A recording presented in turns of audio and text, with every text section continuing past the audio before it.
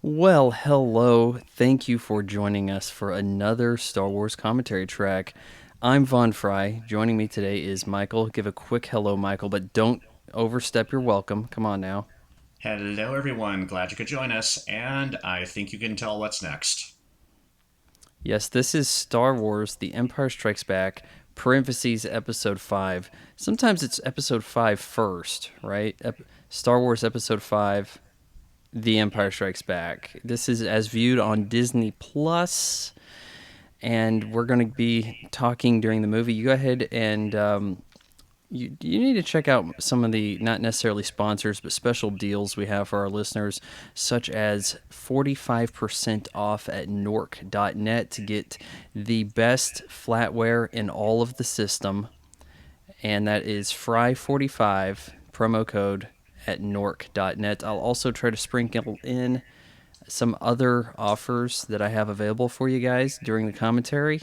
So keep a keen ear for that, I suppose, or maybe I'll forget totally.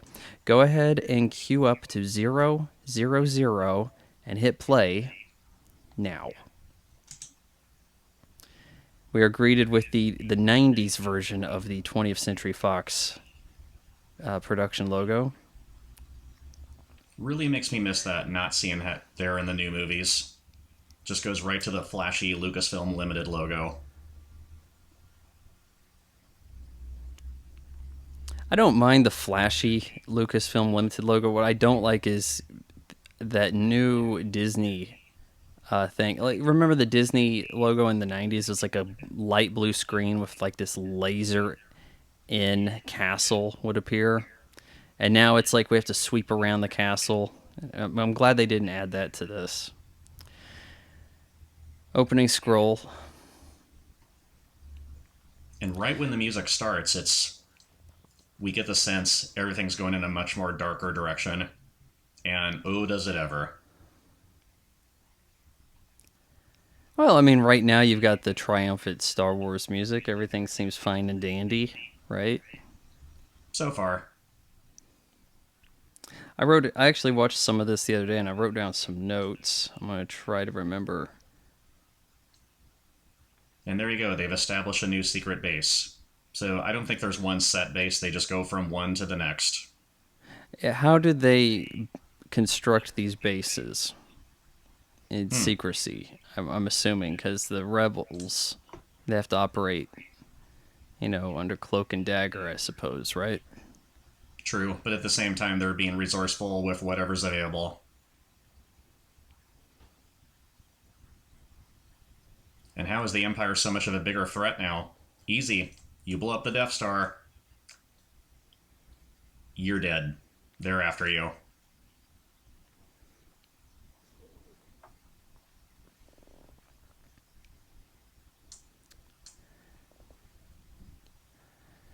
We're opening with a Star Destroyer. At this point, the biggest ship we have seen thus far. One of my complaints of The Mandalorian is that when things are flying around in space or you got an ATST walking around, it doesn't look like it moves in the old-fashioned way. It looks, like the fluid computer animation we have today. It would be interesting if it was something they could maybe stiffen up a little bit, make it look like it was a puppet, or even give it a black outline just about to keep it in the look of the series, I suppose. Imperial Pro good. Nowadays we do that digitally. But for circa 1980, when the film was originally released, it still looks convincing enough. So you have a giant space battle to end the last movie, and yet they come up with an equally exciting opening, well, first battle sequence in this film, the Battle of Hoth. Quite imaginative to, let's have a snow battle. There's going to be a giant walking thing and all this, right? Let's see what goes on here. There's some weird things going on with some color corrections that I think they fixed for the Blu ray. I think in a few minutes when the Wampa strangles Luke's Tauntaun, In the original version, you can barely see the arm of the puppeteer, but I think they fixed that so it's all whitened out. But there's some similar things like in space shots where we see the dome of R2's head. It appears black when it's supposed to be blue. How does a Wampa sneak up on Luke Skywalker here? I mean, I get that it's white. Easily they camouflage against the snow, but you Right, might sense one it's coming. kind of a big smelly thing, and Luke's force powers are in use for the first time. I don't think we saw anything similar from Obi-Wan or Vader in the first movie. Where, okay, the force choke and the force yank. I mean, one attracts something, but yeah.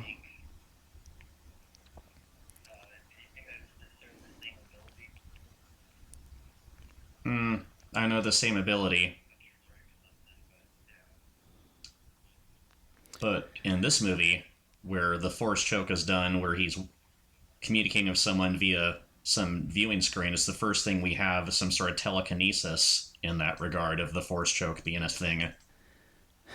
Now the mailman from Cheers is somewhere in the base, out and about here Yeah, in the first act of the movie. I wasn't able to spot him. we'll see him. And somewhere in this movie, I've never been able to catch him. I keep forgetting he's in this, is Treat Williams. We'll see him both as a Hoth rebel and a Cloud City trooper.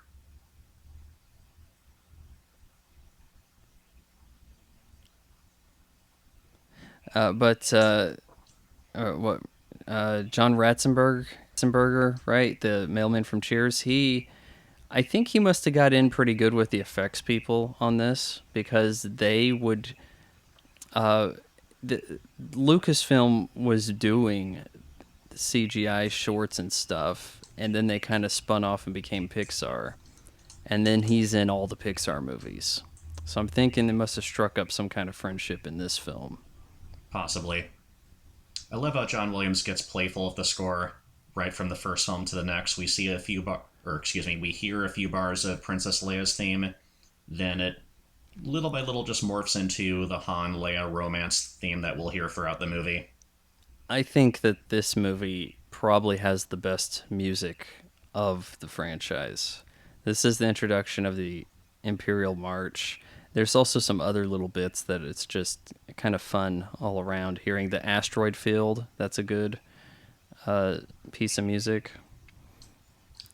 Is this some kind of like hollowed in snow? Like you can see these lines. I get how would one go about shoveling it? I guess you shovel it out and then you go across it with a shovel evenly. Get these nice lines on the side of the walls.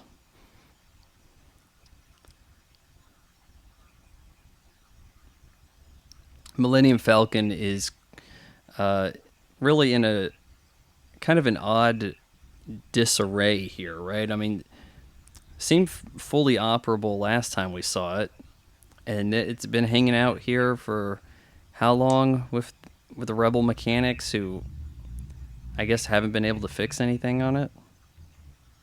I mean, it seemed like you had the resources, the tools, and everything to get this running ship shape, right? You'd think. But it does, one might wonder, okay, how long has it been since the last movie? How long have they been hiding out in this secret base? In this movie, C-3PO's buddy is Han Solo.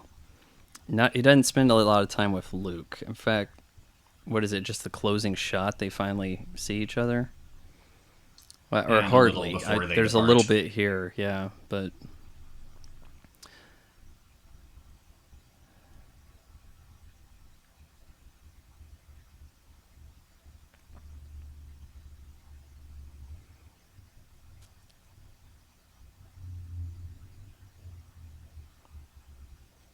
Coming up, our first major special edition change added shots of the Wampa eating these ribs on the ground or whatever he's got. I'm totally okay with. Yeah. Actually, a lot of the changes make a lot of sense. It's debatable. Like, was it better where we don't see the Wampa at all? We just hear him in the background, and that makes it more intimidating. That makes the Wampa more of a threat. No, because I think it's apparent what this thing would look like if it was full size. You may as well show it full size instead of making it seem like you cheaped out. It's basically like a Sasquatch, right? So now, how did it glue him in? Is spit on his feet and then just hang him upside down? I can't tell. Some sort of sticky substance, or he's got him attached to the ceiling like a stalagmite. But I'm looking at this in HD. They did Here's our force pull. Yeah, they did some really good color corrections here. In the 2004 DVD release, so much of the snow looks blue when it should be white. I did notice that this movie looked a bit of a different color than when I had last seen it, and I can't really quite pinpoint. I find that with a lot of the more recent remasters, things tend to pick up a more bluish hue, whereas previously they may have been warmer colors. Slow motion, arm falling down. Not a ton of slow motion. It's very fleeting in Star Wars. I think you have some sort of slow motion effect when he's facing the Vader illusion on Dagobah. Yeah. But other than that, you really don't have slow motion in the Star Wars franchise. And then you get, almost like a lightsaber bullet time slow motion in the latest Star Wars. So that kind of sucks. Or actually, the Last Jedi. I don't know if they fixed it or not, but as I recall in the original version, when Luke runs out of the Wampa's cave there, we hear what sounds like his lightsaber deactivate, but it's still lit when he's running out. I didn't notice. Once we shut these doors, no one is allowed to open them until morning. Had we seen the antenna going around on R2 before? Because it seems kind of like he gets additional features. I didn't like seeing R2 fly in Attack of the Clones, but he does seem to present new functions on occasion. We're going to get our first Force Ghost. It's coming. When they do the stop motion and a camera move during it, that's really impressive stuff. Especially the Tauntaun. It's like, how much of this is a puppet versus, what they had available at the time. Now, sure, they can make a Tauntaun with CGI now, and one would think it would look more realistic. But wouldn't it be cool to make it look like it fit in with how we've seen them before? Oh, definitely. There's John Ratzenberger on the right. That's him? Mm-hmm. He's so skinny. Well, 1980, he's younger here. I guess he had to go to the bar to get fat, huh? But this whole idea of closing the doors, it's setting up tension. Will Luke and Han survive the night? I will also say this is Princess Leia's best hairstyle. Speaking of the tension stuff, there's something that happens to C-3PO. I'll have to try to remember when we get there, where one could think C-3PO got killed off. Like, damn. Like, can we fix droids after that? You know what I'm saying? Because it seems like in some things, like replicants in Blade Runner, they can die. But hold on, aren't they machines? Can't you just reboot them? But it's more complicated than that. First Force Ghost. Force Ghost Obi-Wan. And this was a thing that brought up a lot of questions when The Phantom Menace was released. Why is Obi-Wan telling Luke to seek Yoda, the Jedi Master who instructed him, when in The Phantom Menace, seemingly, Qui-Gon instructed him? In addition, it is strongly implied that Qui-Gon created the Force Ghost, but we never see him as a Force Ghost in the films.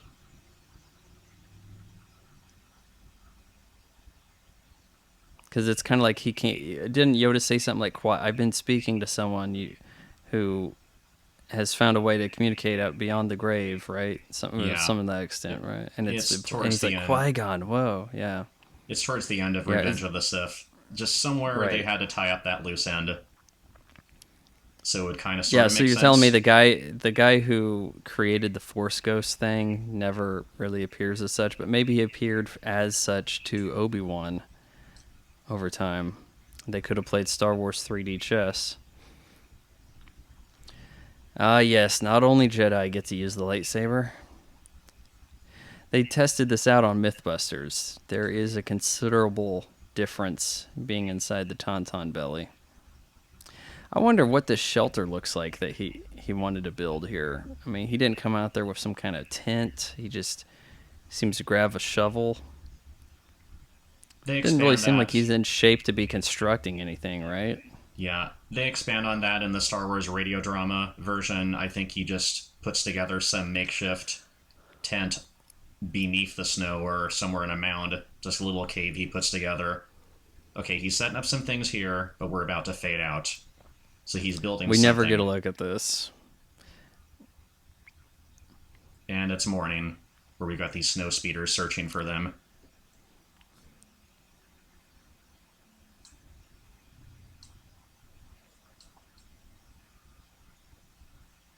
Good music here also. This is effects here they've cleaned up. They minimized the matte lines. Some beautiful tracking shots here where we see the cockpit window where he's flying amid all these snow planes. Imagine what this would be like in I IMAX. I realize that there's no battle taking place, but the fact that someone went out and got footage going over actual mountains seems more thrilling than knowing it's okay. So that's a computer world we're flying around. Does he have bubble wrap around his belt? Yeah, his seat belt. Look at the pads there, bubble wrap. Hmm. Oh, there, yeah, some shelter. You just kind of piled snow on top of the tauntaun, I'm thinking. Where the wires there, it's like some sort of receiver how they could locate wherever Han and Luke were. Okay, so how does this rejuvenation chamber work? When you float to the top to climb out, apparently. I think so. He's like, "Oh, I've had enough of this, and I'm going up."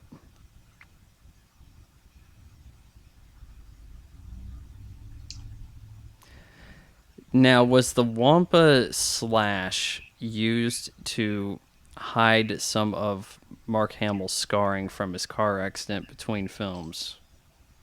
That was Was that exactly why they did it. between the first and second? How messed up did he get, really? Because I'm thinking a lot of these marks we're seeing right now are probably makeup effect, or maybe on top of what happened.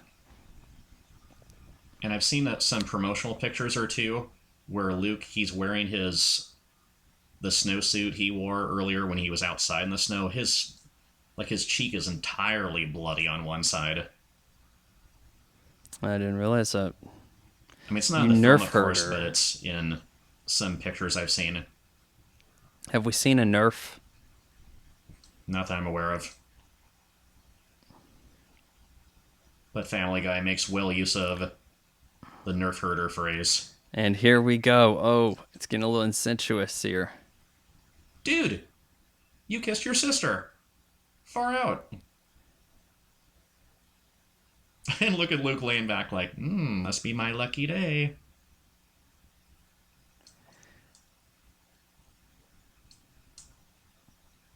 Here's Bruce Boa playing General Reckon. He was also the U.S. General in Octopussy.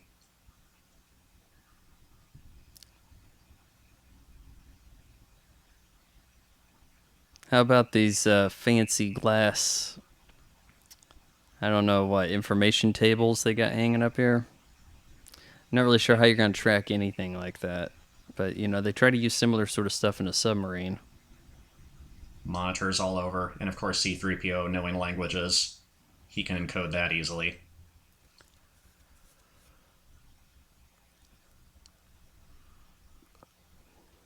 But again, setting up tension like what's out there.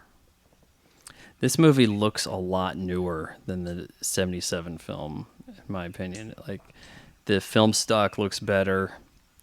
Everything looks higher production value across the board. Though the 77 film certainly looks better than contemporary films. Thing is, despite this being 1980, Empire Strikes Back looks better than, I don't know, 90% of 80s films. It does, but of course they clean it up so considerably in the special edition. And I love this reveal shot of the Imperial fleet. We got all these massive Star Destroyers out there, but you get the sense that there's something more ominous out there in shadow, and it's, of course, Darth Vader's flagship. Is it called the Executor or Executor? The Executor, yes. The shadow going over.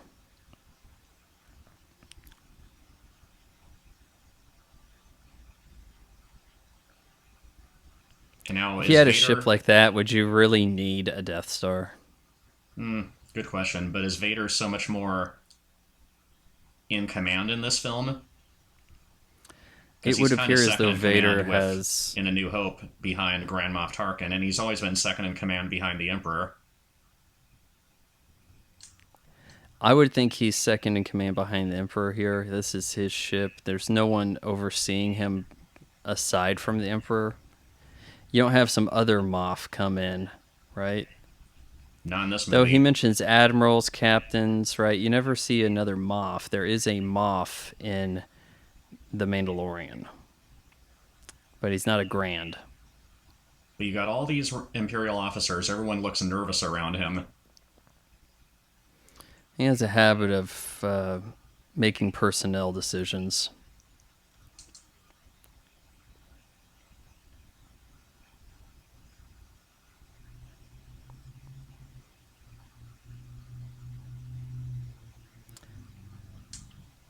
We got a effect shot here.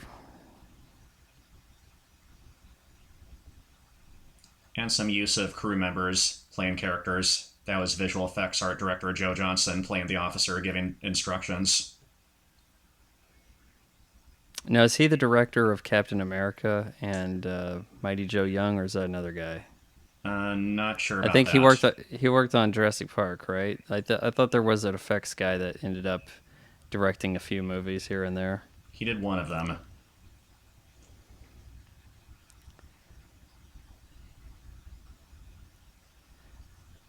Now look, okay, I know Chewie's not necessarily a dog, but you gotta kind of like, if you had a hairy friend, that doesn't mean that like you need to scratch his neck, right?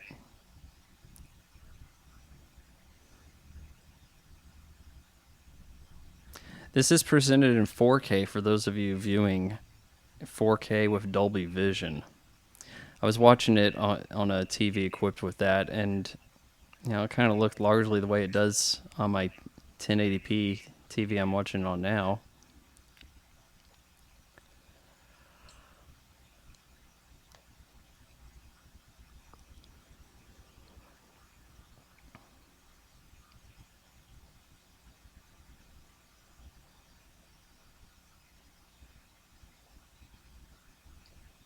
Here's the. What do you call this chamber? The egg? It's some sort of meditation chamber.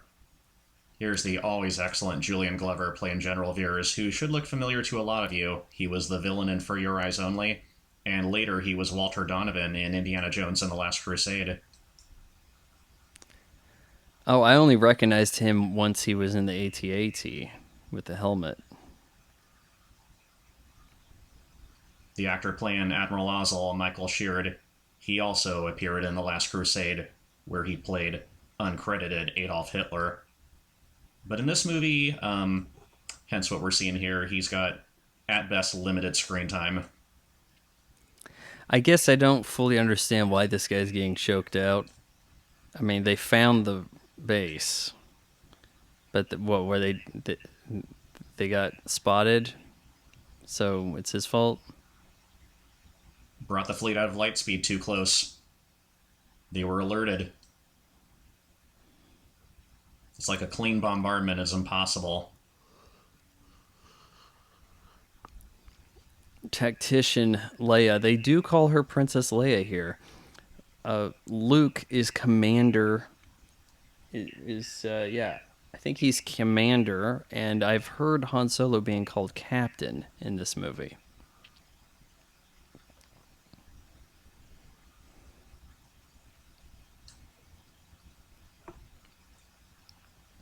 It appears as though Luke is in charge of one of the rogue teams or something coming here, or is he Gold's leader or something of the like?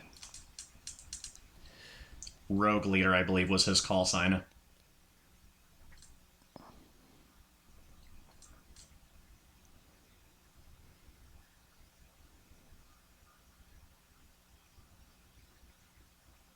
But we'll see. The ion cannon, is this a temporary knockout of the ship? Yeah, we'll see Wedge Not in a little necessarily while. killing everybody. Yeah, he has a different call Wedge, sign in every movie. Wedge gets a pretty glorious scene getting to use the tow cable.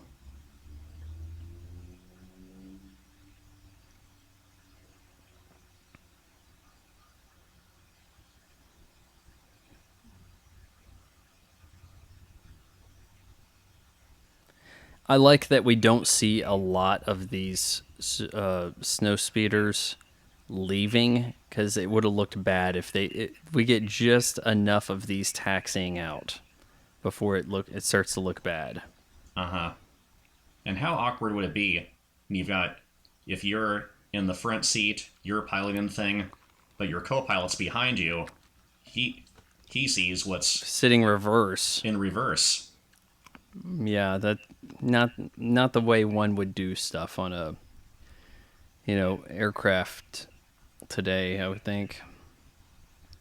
Though a lot of times stewardess sits backwards in the plane.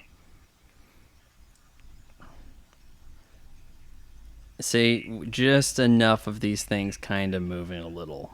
You get any more of that, it's going to start looking a little cheap.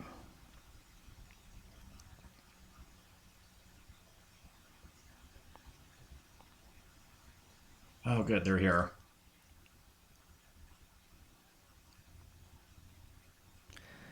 Star Wars Shadows of the Empire on Nintendo 64. Nintendo 64 launch game, or well, not quite launch game, but I think close to it. Maybe Shadows of the Empire really did a good job of putting this battle together. They since have it in several other games. You get to do the tow cable move.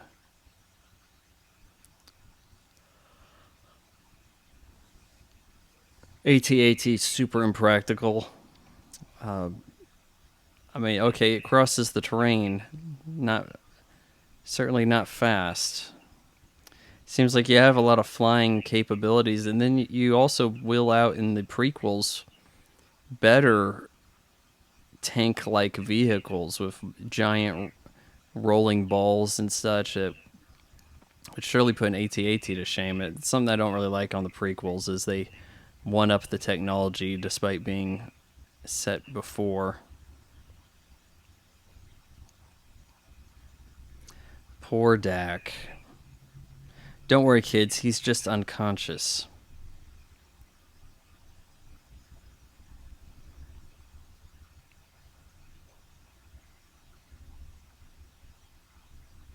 Their lasers are hardly making a dent on these walkers. Yeah, one has to wonder what the composition of some of these things are. There's things that are very resistant to blasters, and yet the stormtroopers are almost like magnetically attract blaster shots. Wedge, the hero of the saga.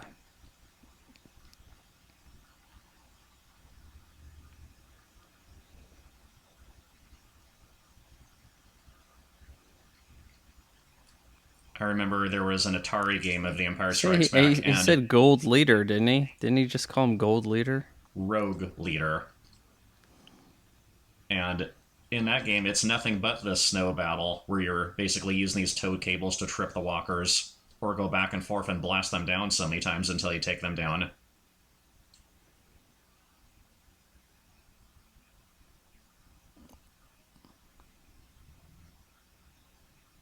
I mean, that's really an impressive sequence.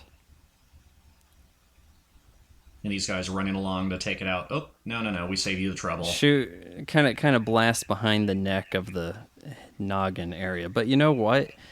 I get when you have the thing walking around. I understand that, but how did they add the ship coming in to blast it? And it not look like it was done on like a separate plate or anything. Like it looked like it was doing it live. Getting the ships flying around those things is going to be a lot harder than just having everything be stop motion.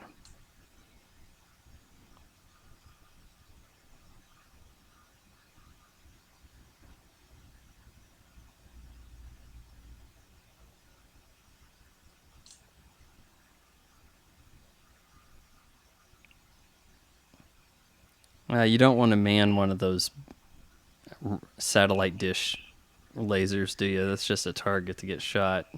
Pretty much. And we just saw an ATST go past. They're more prominent in the next movie. But here they are in this one making their first appearance, so to speak. You get a real fleeting shot of ATSTs. In Shadows of the Empire, you actually have a boss battle of an ATST inside the Hoth base before you can escape. And you can lead a Wampa through the base, which was a excised subplot in the film, a Wampa invasion coming in. There is cut footage showing some of that. Probably cut for the better. His cockpit window's all cracked. Don't worry, guys. Dak is okay. He'll be fine. Just got to undo this bubble wrap seatbelt. Get you out of here.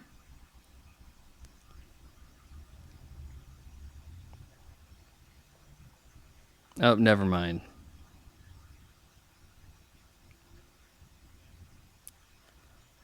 Yeah, I came up with this idea that it seems like Harrison Ford's character is always telling people to leave. Like,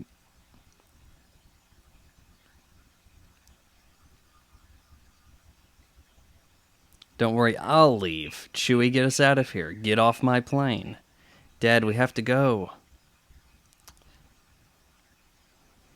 He can certainly growl a good line. It's a white C-3PO unit there. I guess murdered.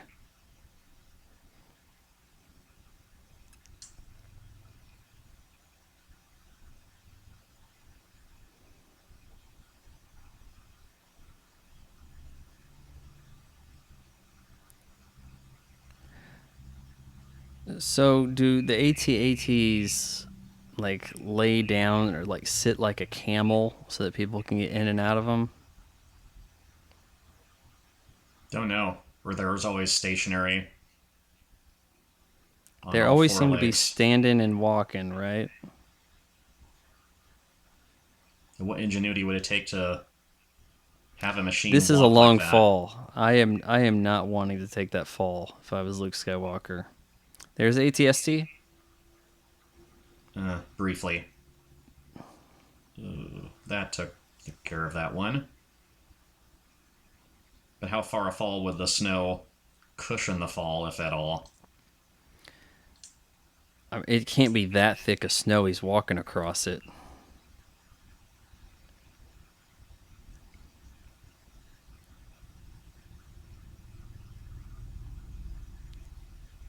This guy survives, doesn't he? Donovan?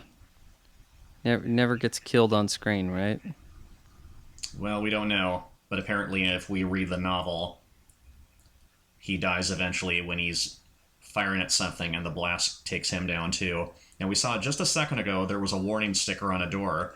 There was a deleted scene where the rebels capture one of the Wampas and keep it locked up inside that storage unit. And later on, when the Imperials burst in, 3PO rips the warning sticker away, and they run inside and get mauled apart by the Wampa. The stormtroopers always seem to have a unique costume for the environment. Like this one, it looks a little too clan rally, I think, to be cosplayed today, right? Yeah. Well, they're snow troopers specifically, not the standard Yeah, they did. stormtroopers. They had a similar type cowl thing going with Cobra Commander, and then they nixed it and gave him like a helmet with a shiny face, and he'd kind of switch between the two, and because like there was some controversy. And you've also got the stormtroopers, so to speak, the ones who are piloting the X-wings. They've got not so much white, sometimes black or dark gray costumes. We're about to see a cut clip. I think it was cut from the '77 film of the blasters on the Falcon shooting, and it was repurposed and put in this film.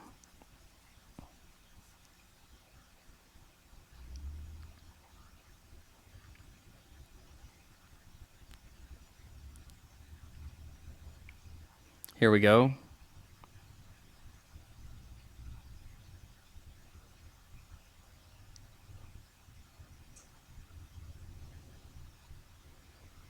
Yeah, whenever they assemble a gun, you know that you got to leave before they get that thing up and going.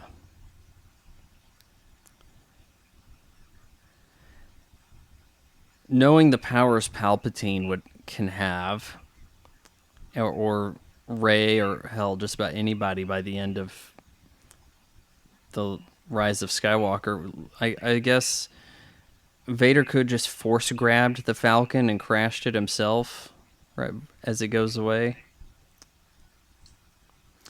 I thought that the switch out here seems really weird. We go from this Luke in the speeder, he runs off, and now he's got his X-Wing. Like, they had those kind of sitting out in the snow ready for him. How far away from the and then battle he's gone. was it? Yeah, I'm not really sure of the logistics of that. This readout, can you read this? Is it not in English?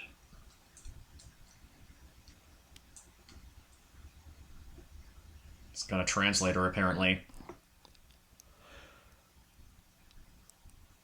Yeah, I mean, it translates for what R2's saying, but I don't think we can read that.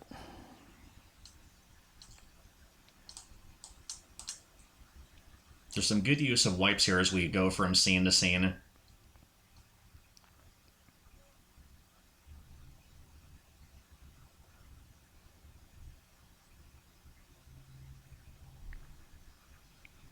If only the Ion For how Cannon long took have down they a been few more of those chased? ships. Yeah, how long can one stay slowly in front of a Star Destroyer without getting hit?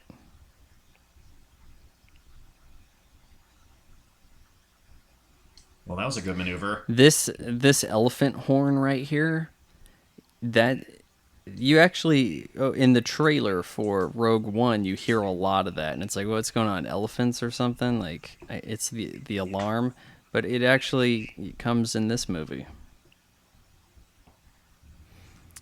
Unless, did they add that after the fact? Was that a special edition warning added? No, it was always there. I think Yeah, we I assumed it they was hear it there. in the later films too.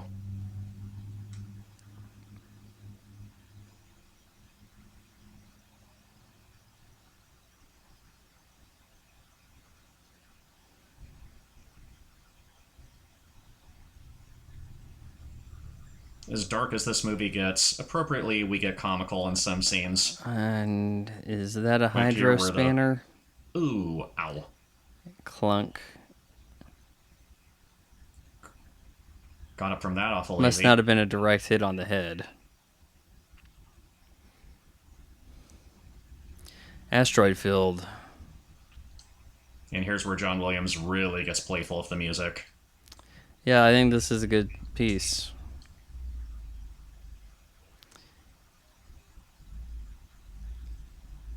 Again, practical effects back in the day. Even if you're watching the original Being that unaltered version, the it still looks Falcon's convincing. a lot, a good deal bigger than a TIE fighter, right? Shouldn't a TIE fighter have an easier time navigating this? Hmm, you'd think. Where it's who's the more skillful You in also have piloting. to deal with the asteroid field in Shadows of the Empire. And we have a similar scene in Attack of the Clones. And I do also like how the Star Destroyer deals with the asteroid field. It starts blasting.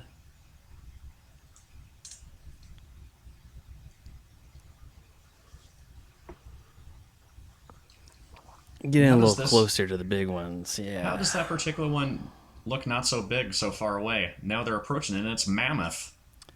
Yeah, that's what I was thinking too. Was like, don't all of them look about the same size as they're approaching them? But then once they get to this one, it's a planet. And look stationary. They're moving around in space.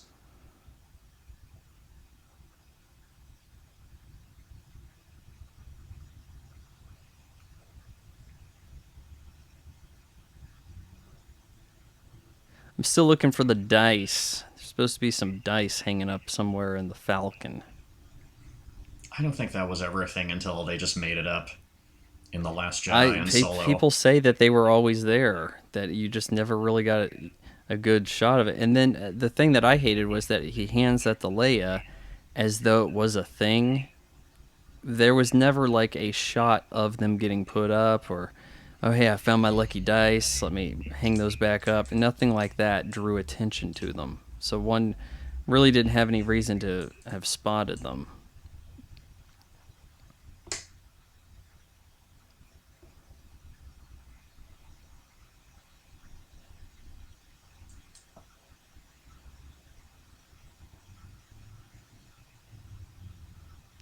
I do like this crash. It's so simple doing the crash POV, but it's effective. Mm-hmm. And it ultimately would look a lot better this way than, any number of ways this could have been screwed up. And if you're Luke piloting this thing, just brace yourself. It, Any sort of impact could occur. that was a really gentle landing, wasn't it? All things considering, he didn't get flung forward. Also, think about how long and drawn out and dumb that crash would have been today, if done in a new movie. He would have bounced off some trees. There would have been some kind of yo-yoing about the cloud interference. The shot would go in and out of the cockpit, circle around the X-wing. It would have been really asinine. Definitely. And here's where R2's flying ability would have come in handy. Oh, certainly. Like when they erased 3PO's memory, did they erase from R2 his ability to know how to fly? Also, They in must have Episode wiped 9, both of them why is because it he's such a not like, thing? hey, that's Yoda, you know. In Episode 9, why is it such a thing? They fly now. Yeah, they always did. Well, the stormtroopers didn't do a lot of flying, but there were characters with jetpacks, so it shouldn't be that shocking. How does one go about this? A ton of dry ice?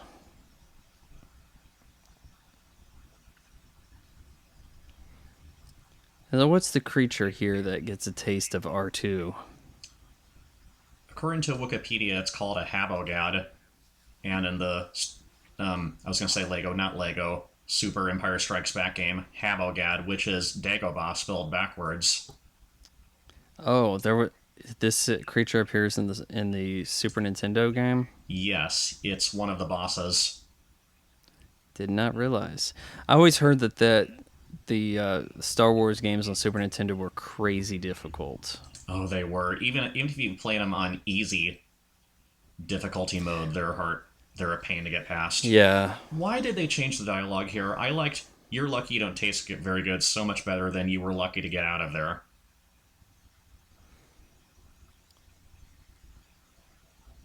Yeah, it does make. I mean, he got a taste of them, and that's why he got spit out. It makes more sense. It's more precise. Too bad there's no hose to clean R2 off with. It's covered in mud.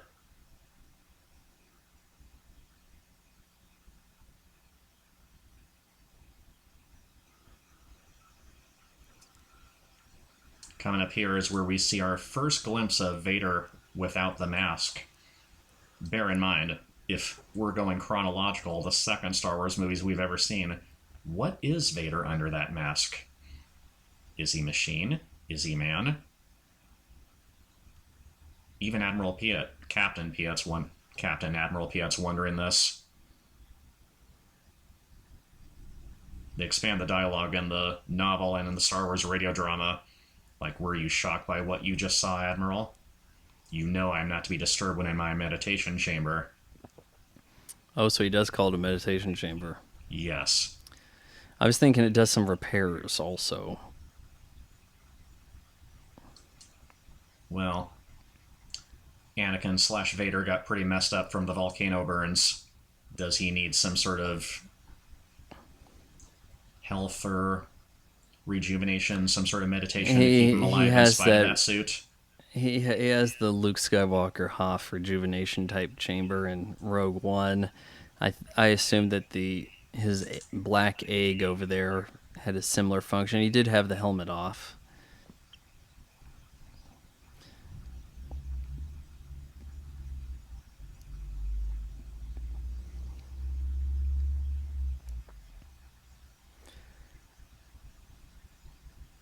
No, hold on. I want to keep holding you. Just, How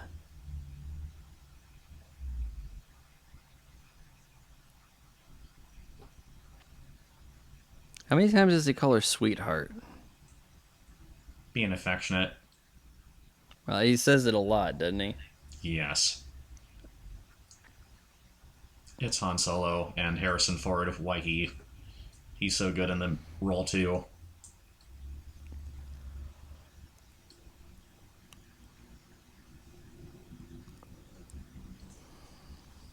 He had a lot of stuff in storage, didn't he?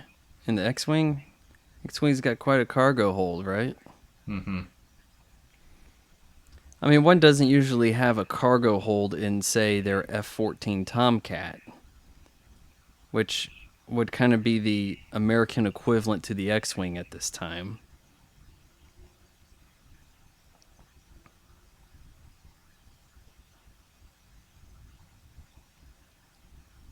What's this outfit called he's got here? It couldn't have been something that was under the flight suit. Don't know, but Sort he wears of maybe it later like in field infantry Dagobah. type thing. Yeah. I think he's got this throughout the rest of the movie, doesn't he? This get up. Yes. Brought lunch. What was he, just munching on a carrot there? And looks like he's got corn on a cob or whatever that is. I thought he had like beef jerky, or is that what Yoda grabs? Yeah.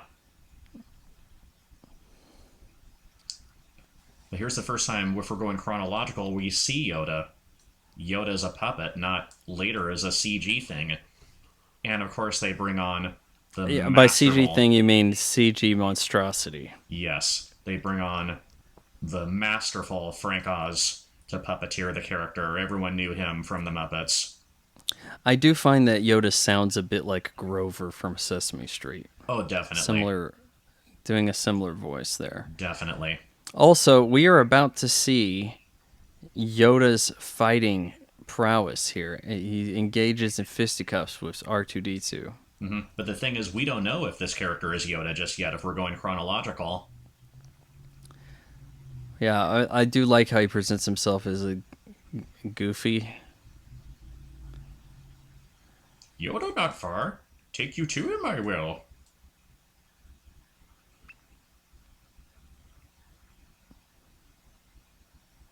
I'll play with Yeah, this then flashlight. after that, he becomes quite sinister. You will be, you know.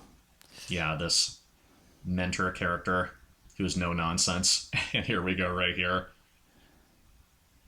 Yoda and R2 fighting over the lamp. Yeah, he shouldn't be that transfixed by a lamp, but here we go.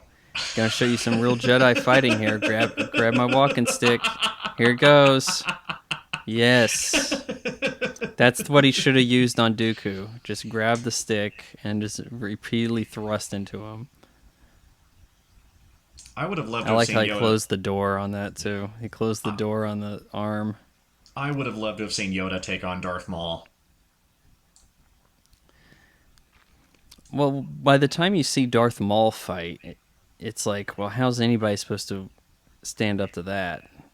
I mean, as it looked like the rest of the time, people were struggling to poke and prod with a lightsaber, and this guy's going around doing the wushu bit. But so many people argued Master Yoda should be above that sort of thing. Shouldn't even have a lightsaber at all. Yeah, exactly. It's like the lightsaber is a good thing for a Jedi Knight. Maybe a Jedi Master doesn't necessarily need the lightsaber anymore. And the use of colors for the lightsaber. Okay, the Sith use red. Luke has a blue one in A New Hope and Empire Strikes Back. Then he has a green one in Return of the Jedi. Okay, and Phantom Menace, the big duel of the fates, the same colors. So is blue for the Jedi Apprentice and green for the Jedi Master?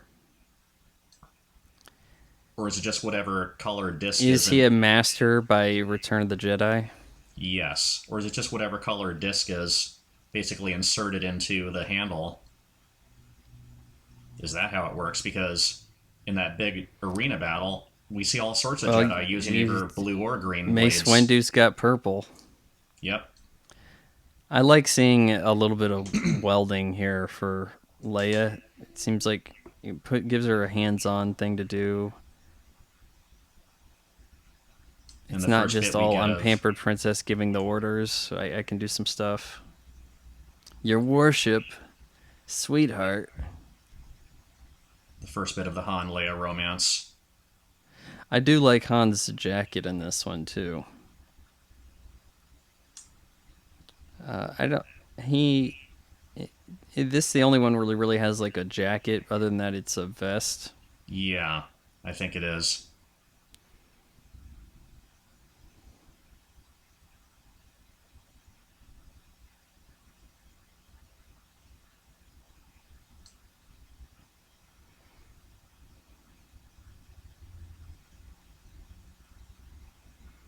She's afraid of dirty hands.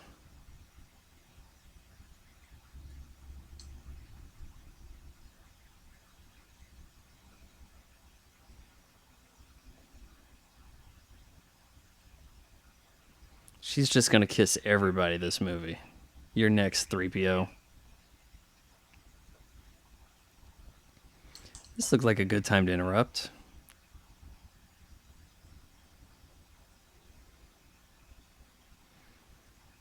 Smack? You guys didn't shoot that? It just hit like your dish array, man. That's going to do some damage.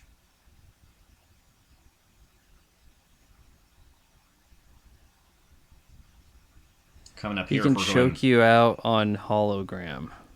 Yeah. Coming up here, if we're going chronological, our first appearance of the Emperor. If you've seen the original unaltered version, it was Of an old lady. yeah, an old lady, and they superimposed chimpanzee eyes, and it's Clive Revill doing the voice. Now to fit in the continuity, I didn't changed it so mind the it's- original voice. The appearance, for that matter, is fine. I'm sure it would look not as effective in person for the Return of the Jedi. And of course, for continuity, now they changed yet that again, so it's the Ian McDiarmid Emperor. I think we will also have a different voice for Boba Fett in this movie. Yeah, we'll get to that. I prefer original Boba Fett's voice, and they do more with Boba Fett. They seem to have a Boba Fett series coming. I think they call it the Book of Boba Fett, coming to Disney Plus. I could kind of do without. Why add the dialogue, too, where Vader asks how is that possible? He should know this. He's the one after young Skywalker. It is odd to think that these two are talking as though they're keeping a secret about who Anakin Skywalker is and Darth Vader. Because he speaks of Anakin in the past tense. I guess if you want to be that sort of Anakin died, now you're Darth Vader. You know, we're going to treat that like a. It's like when your mom becomes a zombie and you hit her with the shotgun, and you're like, it wasn't your mom anymore. You know. So they're talking like they're keeping a secret from the audience.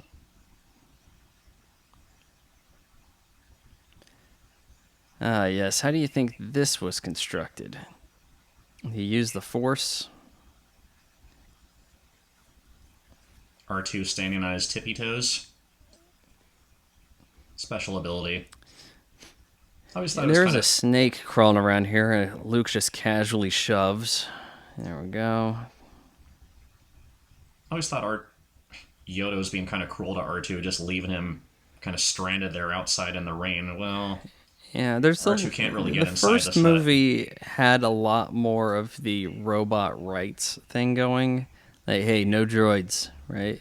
Then after that, they kind of put the brakes on that. Like, it maybe was supposed to be some kind of civil rights analogy, and then they kind of left it. But here we are, robot, no droids allowed.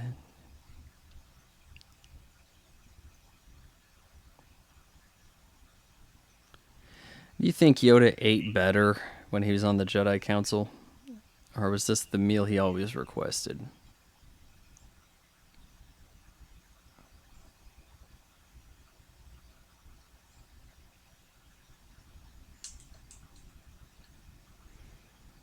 You're not the only one who can talk to Obi-Wan.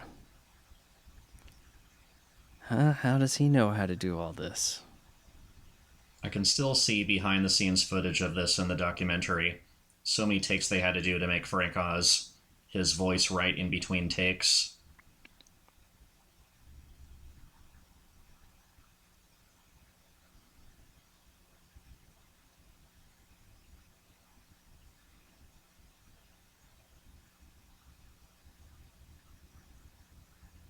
Apparently Yoda doesn't have visitors in his little hut so often.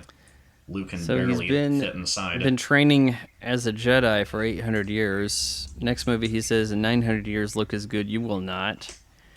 So it took him 100 years before he could start training as a Jedi.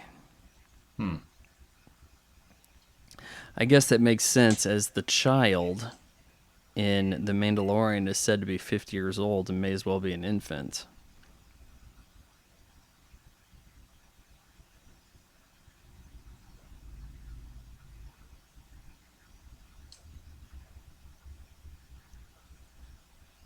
Is there some kind of lore behind Yoda's walking stick?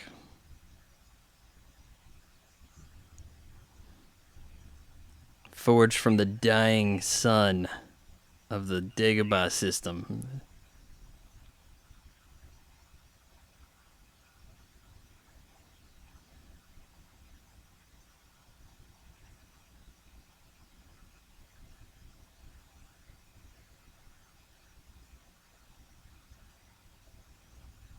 And right there where his ears move.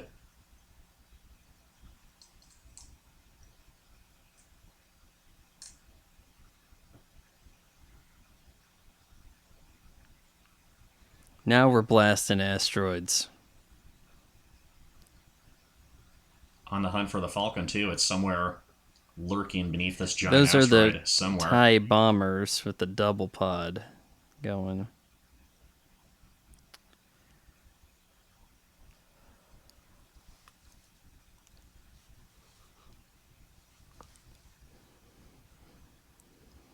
Something's out there. What is it? You get a little bit of an alien vibe here.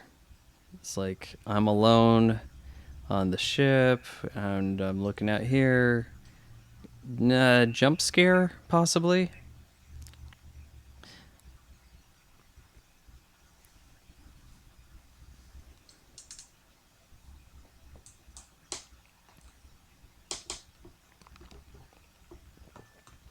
What's the matter, C-3PO? You don't want to translate the screeches from these things?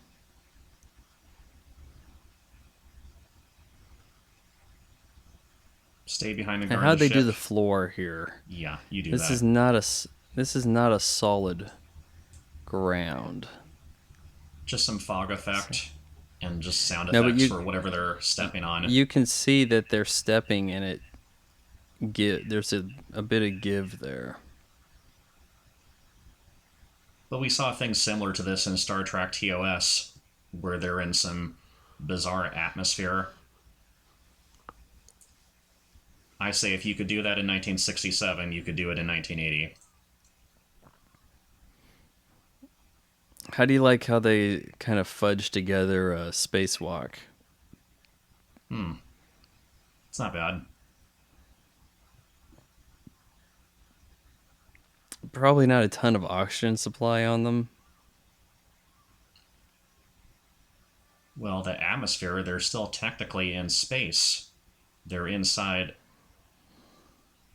an asteroid or inside something. Yeah, well, so they think they're inside something. Right, but what I'm saying is that they have to have some oxygen on them, right? But they don't really have like a big canister. All right, now give me falling over. Okay, that's good. All right, now you're losing your balance. Now you're gonna there you go. Go inside.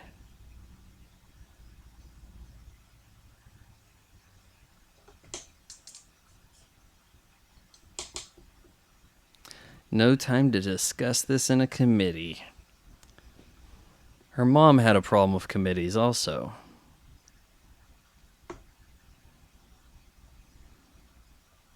There's another sweetheart. Take a shot.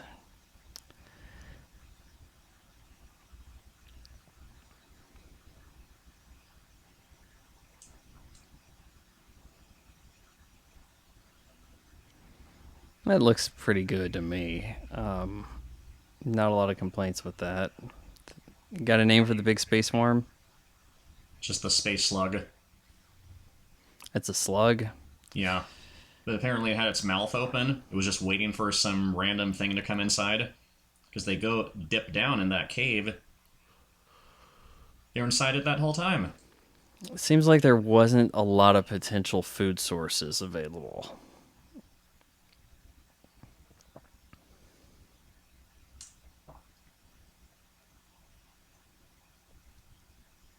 How rigorous is this Jedi training? That's one of the things I was wondering, seeing the trailers to The Last Jedi. Okay, Rey's going to be training with Luke. Why does she need to train? How much more are they She going to didn't copy need to this train. movie? She, as soon as she heard about anything Force related, she had all the abilities. It was like, oh, did you know you can do a Jedi mind trick? I can? Okay.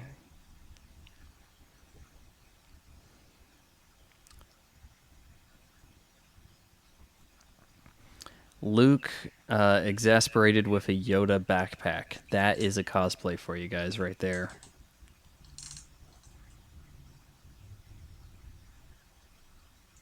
The novel, too, expounds a lot of this training. There's some sequences where Luke is kneeling on the ground and is using the Force to levitate some glowing balls.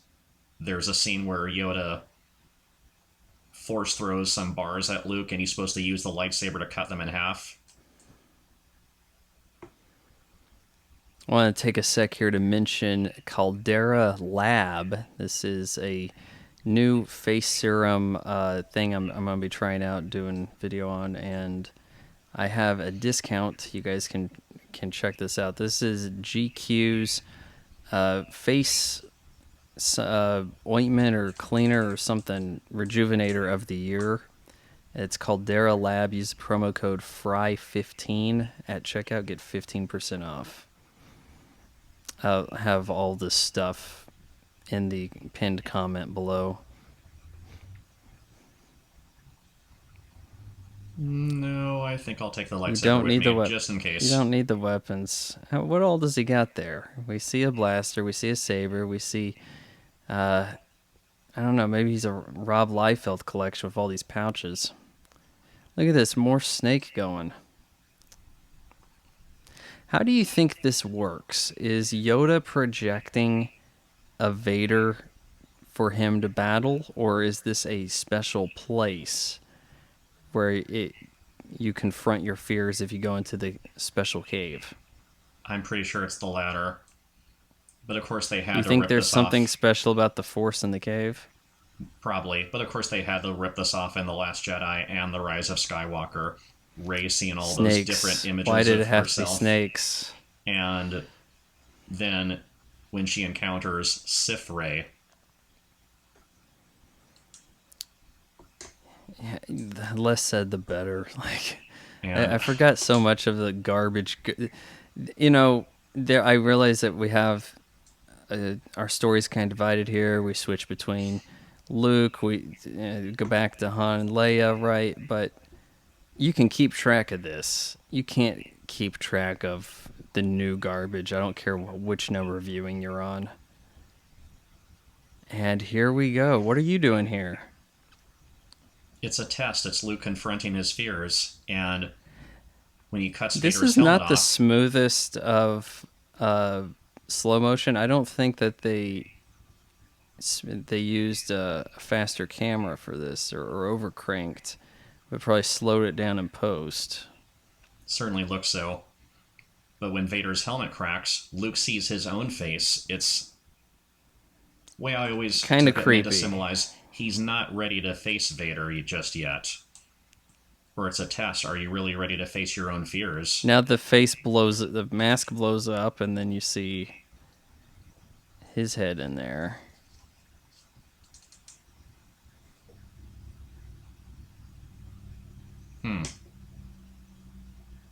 I'm not totally sure what to make of that, but then when you learn it's his dad, I guess that it means you could become Vader next. You could be the next Darth Vader. You know what doesn't make any sense to me is Darth Vader, he obviously has a breathing condition and needs machines to help him survive, right? Right. Why the hell does Ben Solo need a mask? Just to kind of be like Darth Vader, but Basically, there we are, Bosk he with wants to the be. mouth stuck open. He wants to be as cool as Vader, but he doesn't need the mask to survive. Get a look at a lot of bounty hunters here who don't particularly do much in this movie. They do a lot in the games, though. You encounter them a lot throughout both Super Empire Strikes Back and the Lego Star Wars. IG-88 there is a boss in Shadows of the Empire. You also fight Boba Fett in Slave 1, mind you. I think And you we'll fight see, him on foot, and then he jumps in. we'll see both Dengar and Bosk again in Jabba's palace in Return of the Jedi.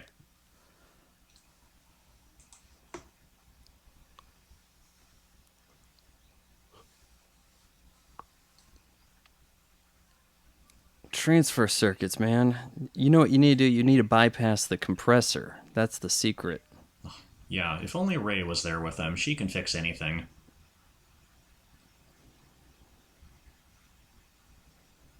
Was that you know One who more direct hit. her How many have you initials been are? taking? Was that you know who her initials are KK? Just to give you a hint, showing that how a powerful a character like Rey can be. Was that the message?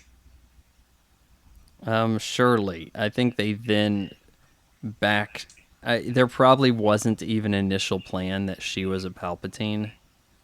It was something they made up as they got to that movie. Here's another trivia. This officer playing Captain Nita, Lord Vader demands an update on the pursuit. That actor is Mark Capri, who plays the orderly in Titanic. The scene towards the end when he's trying to lure Rose back upstairs outside the ship, and she punches him, and he's like, "Never mind, I'm not helping you." That was him, same actor. I haven't seen Titanic in ages. I know it's available in some platform, or at least it was. It probably was on Netflix there. Same here. I was watching kind of a love-hate Cobra Kai relationship last movie night, for me. and this bouncing move right here, Ralph Macchio tries to do. I thought, oh, so he goes into the forest to try to train like Yoda, and we're going to even try to implement one of these moves to try to hammer home that's what we're doing. Oh no, it's sinking.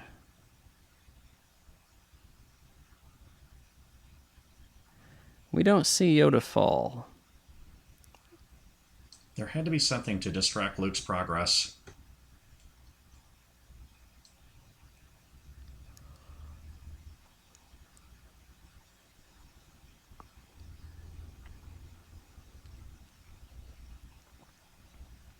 He didn't have to say never get it out. Oh man, now it's going to be tough to get this thing out.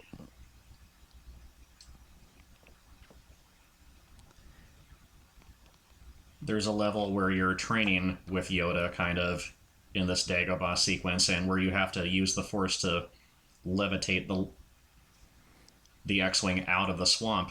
But in being And true that's to the in movie, what game? Luke can't do it. You have to switch to Yoda to get it out. Wait, what game is that? Is that on the Super Nintendo?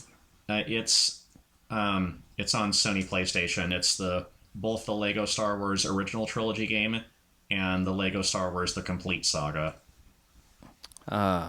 Let's see if they add it into the upcoming The Skywalker Saga, where now they're going to add in all 9 movies. As we're watching this on Disney Plus, they have a Vader collection where it's the movies that have Darth Vader, I guess, and some series or something.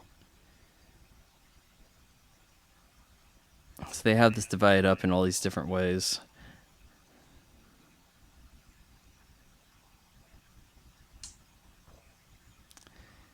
Moving rocks, stones is one thing, but this is different. No, it's not. And of course, they reference this in, Episode 9. Use the same music, too. Again, that's the problem with the newer movies. The music just isn't as memorable. I keep saying that, but I just can't keep repeating myself enough. And now I hear John Williams is coming back to compose Indiana Jones 5, when he already announced Episode 9 was going to be his last movie. And I'm sorry to say it, but Williams is getting up there. Well, what was the last particularly unique score you think he did? Catch Me If You Can, maybe? If something not Star Wars related? Yeah. I mean, and even then it's been a while, I would say. Maybe Nixon for Oliver Stone. There were some pretty good themes there.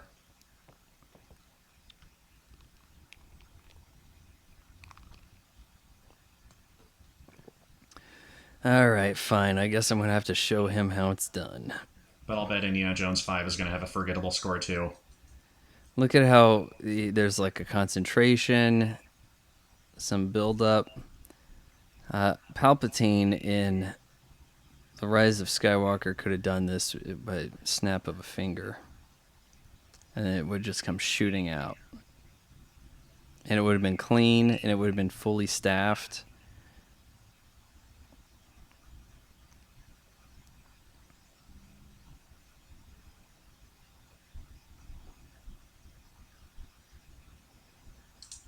But I love the music here, how it gets flowing, melodious, and then it just gets triumphant.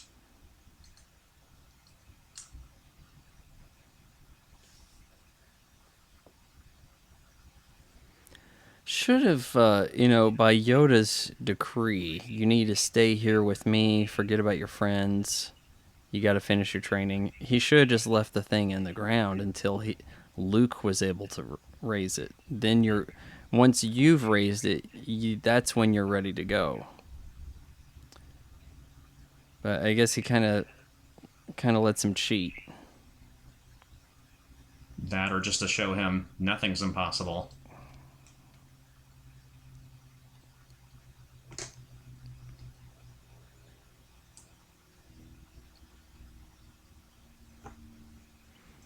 You fail because you didn't believe. Here's Michael Culver playing Captain Nita. We also see him in a couple James Bond films. He appeared very briefly in From Russia with Love. Could this be his third personnel change of the movie? Possibly. I think he's had 3 of these chokes. One of them very briefly seen in the The Hollow. Well, he bent his knees. I was going to say he was also the Vulcan bomber co-pilot in Thunderball. Yeah, it kind of seems like that guy didn't die because he kind of got himself up. Mistaken editing. And all throughout, Admiral Piet's wondering, oh boy, I'm next in line to get choked. Doesn't he survive? He survives. He doesn't get choked, but gets taken out in the next film. How does he get taken out in Return of the Jedi? Just part of casualty of ship blowing up? Yep, we'll get to that. And this little trick of hiding behind Captain Solo, see? The satellite dish. Boba Fett was the only one who saw through that, because he saw Obi-Wan do it in Attack of the Clones. The hiding behind bit, I think they do a bit sending up of that in Space Jam, or not Space Jam, the Spaceballs. Never really understood the title of that movie. Why? There's not anything balls going on. Why is it called Spaceballs?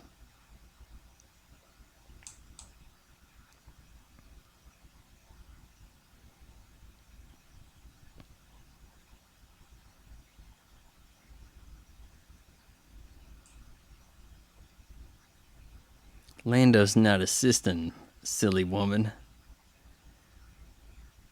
He's a card shark. Yeah, you like him. He's your type of guy. So they're hiding behind this satellite thing to avoid detection. Well, he had to make sure there were no other ships behind this particular Star Destroyer. Yeah, you gotta wait for the trash. They throw it out on occasion. Did they throw out Captain Nita's body, too?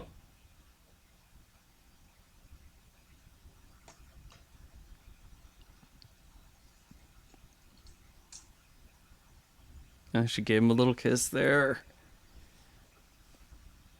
And Slave One is among them.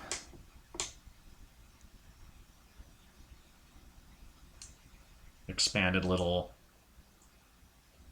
Slave One's kind of one of the cooler ships in the Star Wars, though exceedingly impractical, I would think. Things have to rotate around so that when you're sitting, like you go into land.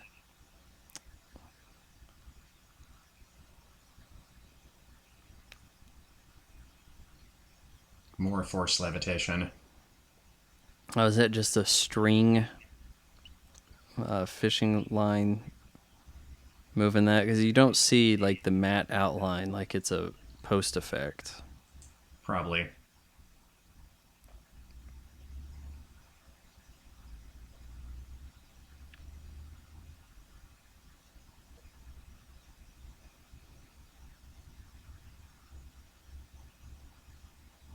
They're in danger. They're not really in danger yet. One would think for him to... He's seeing the future of them being in danger, huh? So that gives... See, they're not even at the Cloud City yet. And this scene alone just shows how egregiously out of character they go with Luke in The Last Jedi. How does he go from being the hero of the original trilogy, who gives up on his training to find his friends, and then in the next trilogy, he just abandons everyone to go mope on a faraway island and can care less? Yeah, I didn't care for the setup to that. There were certain things that he did, fleeting moments where I thought, oh, that wasn't a bad choice. It's just not a good choice for the Luke Skywalker character. And Mark Hamill said, as quote-unquote politely as he could in interviews, just kind of hinted, I fundamentally disagree with every decision you made for my character. Exactly. There you go. His face doesn't look torn up as all crap there. And where he says, this is not going to go the way you think, it's like that was in the trailer for a reason. What do you think of the changes to the Cloud City? I like it. Just this kind of glow effect. this orange, kind of pinkish hue. It's supposed to be dawn on this gaseous planet. I think for the most part the Cloud City changes are acceptable enough. You have Oh, some more. The interior shows the walls are mm-hmm. instead of glass. You can see out. It's not terribly distracting. It's an acceptable change because it just opens up the city and makes it look more like an actual legitimate location. Because originally there's no windows looking out onto the set, seeing outside. It's just a very claustrophobic set. It's Here's fine. the CGI added in scene right here. And they didn't have to draw out the music at all to add in these extra scenes, things like that. Either way, it works. I think that the backdrop is a bit different, color different, or something's going on here. Though it is a little suspiciously quiet in the back. Look how Art Deco it looks back there, like a backdrop you'd find in a theater. But one would think that you'd still would need something buzzing around, ships going in and out somewhere in the back. You got some nerve showing up here. Now, I have not seen Solo, so I don't know what the backstory they Oh, threw in there between Han and we Lando got there, something and going something tells me by. I'm better off not knowing. I have not seen Solo, but it is available on the Disney Plus.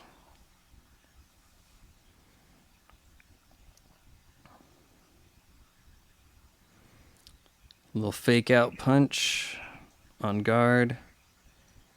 This guy with the is he?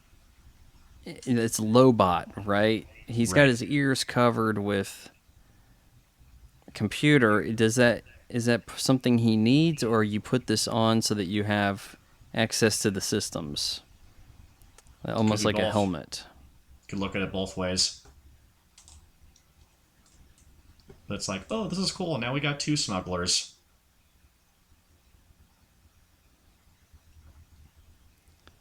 Administrator of this facility. So did you get elected? How did this work?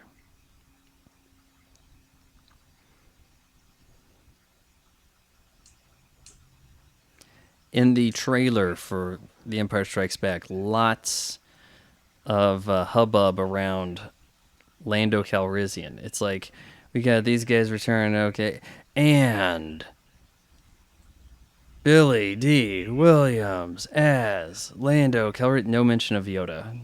You know, it's like he was going to be like a big selling point to this. The way he's talked up in the trailer to show up this late could be something that maybe kind of turned off an audience. Like, hey, what the hell? I came here to see Billy.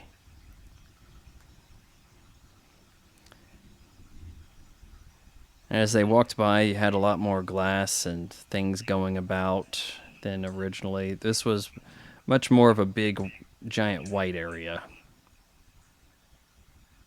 Yeah, that's what I pointed out. Echuta. Is that maybe shut off? Echuta?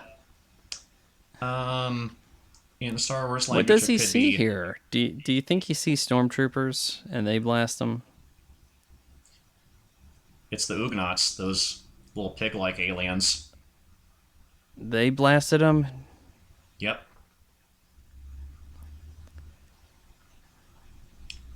And Ichuta. there's C-3PO Yeah. in chunks, blasted to bits, Yeah. possibly deceased. Ichuta in Star Wow. Wars language is probably the equivalent of F dash dash dash off. How rude. Yeah. But Han and Leia will die if I don't. Even Yoda cannot see their fate. Again, is this the same character in The Last Jedi? Nope, it's not.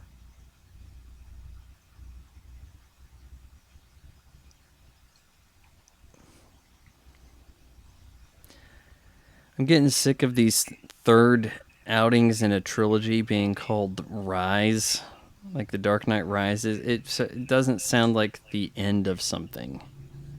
It's Sounds like more like that's what the first of something would be called, the Rise of Skywalker. It's hard for me to keep thinking, oh, you're right. Yeah, that's the name of the last one they did. Yeah, or something of the something. It's just The so Last overused. Jedi sounds like the last movie in the group. It's the second. For a real good alternate episode 7, 8, and 9, as I keep telling people, read the Gotta Thrawn get the trilogy snakes by off these Timothy. planes. Yeah, read the Thrawn trilogy by Timothy Zahn. They do so much better in Legends than they do in the movies we've been receiving. Did the Legends books start in like 90 or 91? Yeah, about I that. think that, yeah, I thought so. But the thing is, it was just the first reveal that Star Wars could be a book series, not just a film series. And when they were released at the time, it just showed that their interest in the franchise in general was still there.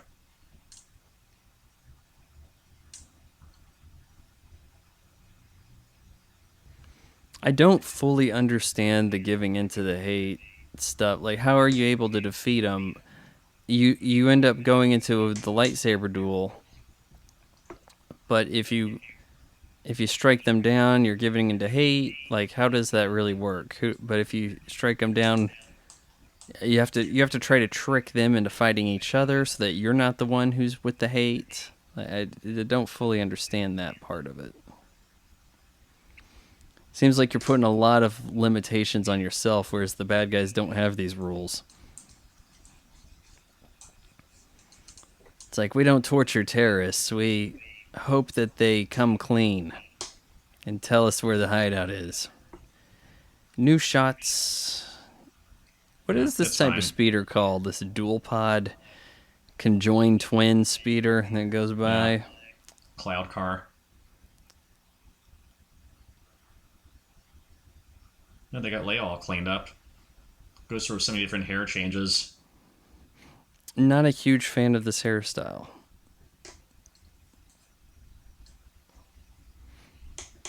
It's like, you got new clothes, but not me, sweetheart. There's a lot of white in this movie. This is the whitest of all of the Star Wars. We are white on Hoth, or white in the Cloud City. Not a lot of white on Dagobah.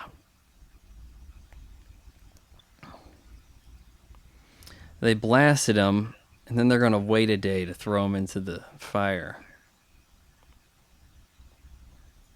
Okay, that was a blooper. You could just barely see the camera crew reflecting on 3PO's body as he goes past on the conveyor. Hard to see, but it was there. But in every movie, we've got to have Chewie gets all the pieces. some little people. We got Jawas in A New Hope, these Ugnaughts in The Empire Strikes Back, and in Return of the Jedi, we know what's next. You're Ewoks. right, there's always little people. But only the Ewoks really seem to get the big mention.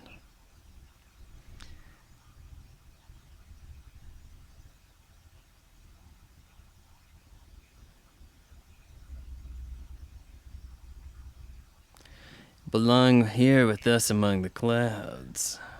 Drinking Colt 45.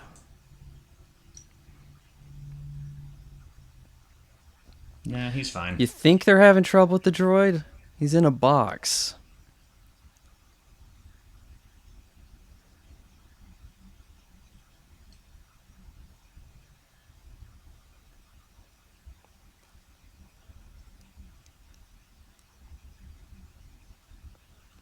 So, the Mining Guild. Is that a opposition faction to the Empire? Evidently. See, that was fine. We see outside the window where this turbo left us heading up. In the original versions, just nothing. No windows at all. Yeah, I like this. Big You reveal. see a few people walking around. You get the sense that it's a city. Look at this. Okay, so he originally I thought, okay, so is he deflecting that with the Force? He then Force yanks the blaster. In the Mandalorian, they kind of come up with an armor, Beskar, that seems to withstand lightsabers and blasters. So if you have the Beskar armor, you can get hit with the lightsaber and you kind of can deflect it off. Makes me think, is it possible that Vader has Beskar armor and Beskar gauntlets there? Possible.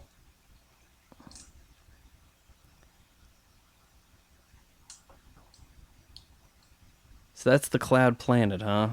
Just all clouds all the time? No landmass?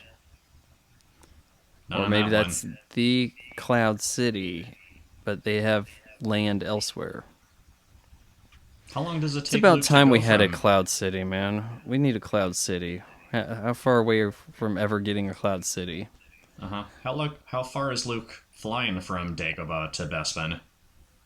He's just approaching it right here, and Well, then... in these original trilogy, it never appears as though a TIE fighter or X-wing could get to hyperspace. But later on, it seems like they can kind of do whatever they want. Maybe there's different generation of TIE X-wing that can just jump to hyperspace in the sequel trilogy. I mean, it does look a little bit different. They changed the engines on them. Poor 3PO.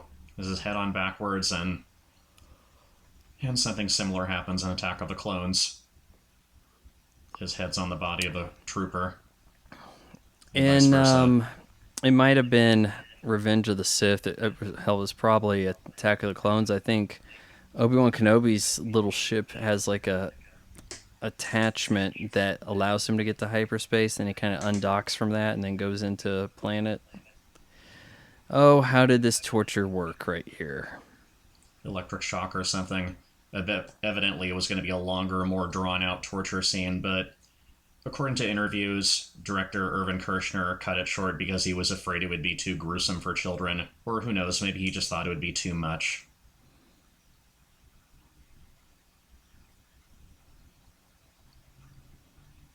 Now, you pointed out the different Boba Fett voice change. For the DVD starting there, they change it to so it's Tamira Morrison who played Jango Fett, just to quote unquote fit Yes. in the continuity.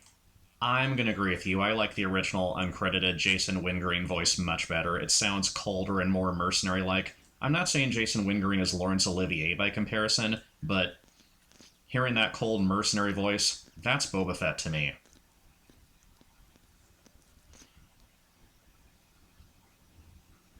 And Jason Wingreen wasn't even credited for the film, and then to change the voice, don't you think that's being disrespectful, so to speak? I think he's another one of these Star Wars guys that died in recent years, and it kind of seems like every other week we're losing somebody from Star Wars or James Bond. Mm-hmm. Especially last year, it felt like Bond girls dropping left, right, and center, plus Sean Connery.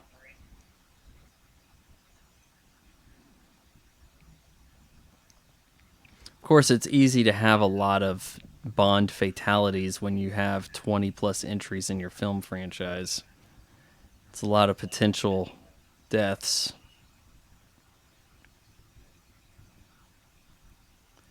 He doesn't look all that worse for wear. I don't see marks on him from the torture. Maybe it was kind of polite, like, galactic waterboarding. And what did they do when they were in that little dining room or whatever? Were they just being interrogated and then taken away? They could have had dinner or lunch, breakfast, whatever it was they were going there to eat. There's some dim lighting here on set too, seemingly. Is it made to be that way for prisoners? Yeah, I'm thinking prisoners don't get the best lighting. Like, has this area always been for prisoners in Cloud City? People who are being troublesome, I've and they're got just my own making use of it. problems. What do you think of Lando's cape, man? We need capes. What is the fashion statement for the 2020s? Like, I feel like people have been dressing the same for 10 years, close to it. Like, there not a lot of radical shifts. The slutty chick outfit going to a party outfit has changed some. The makeup, the hair, some. Guys are kind of just, I've got my cargo shorts. That's still working for me. T-shirts are still in. We need capes, guys. Beautiful use of color for this carbon freezing chamber. This orange lighting on Yeah, set, they and kind of just whatever mucked this this is up in underneath. the Mandalorian. He has a device where he can flash freeze them in Carbonite, and it even puts on the bezel with the lights. And it's like, how the hell did that materialize? You just hit somebody with a spray right quick. You didn't submerge them in the process. Because you get the impression that there's like a press down there that because you end up with this rectangle shape, right? It's not just like a glob. And speaking of lighting, it's still broad daylight when we see Luke flying towards Bespin. Now here they are in this, maybe the core of wherever this freezing chamber is. It looks like it's nighttime. Well, they're under, I would say underground, but they're in the interior of a ship, a cloud city. It could be about anything. Also, we don't really know what the light cycle is over in Bespin. I'm guessing they died. Chewie with a 3 stormtrooper kill streak right there. Just casual tossing. And things they would do to get all this glow effect on set. The actors wearing these stormtrooper suits, they had to be sweating bullets during this scene. There's a few things to consider here. We have Boba Fett wants Han Solo alive, but Darth Vader wants to test this out. So his plan is to ultimately lure Luke Skywalker into this, freeze him, and then I guess present him to the Emperor. Though the Emperor did say if you can turn him, he'd be a powerful ally. Well, I guess, okay, so you're going to give him a chance to turn. If he doesn't turn, freeze him for me. I'm going to mount him up on my wall. But first, we have to test this. So this is not a thing done for humans, but in The Mandalorian, it's like the casual way to bring in a bounty. Okay, I can freeze you, and then here's the guy. Also, I do like Vader's shiny helmet in this. I think it just kind of looks nicer than the 77 costume. 77 costume, you also could see a bit of a amber lenses in the eyes, and you don't see that so much in the following films or since then. Have you seen the Carbonite type prop people have of like George Lucas, where it's like George Lucas frozen in Carbonite? Yes, I've seen Kind of, those. kind of a fun thing. I think I used to see these like life-size Han Solo frozen Carbonite type home shopping channel specials at you know late at night, and they were not cheap.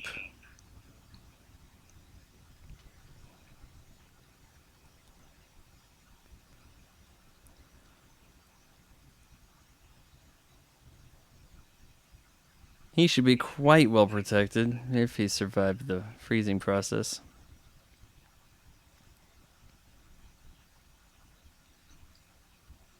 And all throughout, he only refers to Boba Fett as a bounty hunter. He's never referred to as Boba Fett by name. Yeah, I have long griped about the naming of the characters, how they don't seem to have a name in the movie, but then you're supposed to it might be secretly genius to make you look up stuff. I mean, before the internet, that is a problem. But you have to. What was the name of that guy? Well, hold on. It's listed somewhere. You got to go get this. All right, go get this. Order this over here. Get the trading card. Whatever. It'll have their name on it.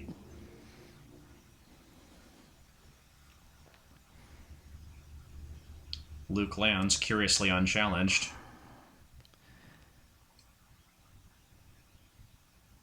And this thing just sort of floats along too. Hmm. has some ability to float. They're only able to hold it on one side.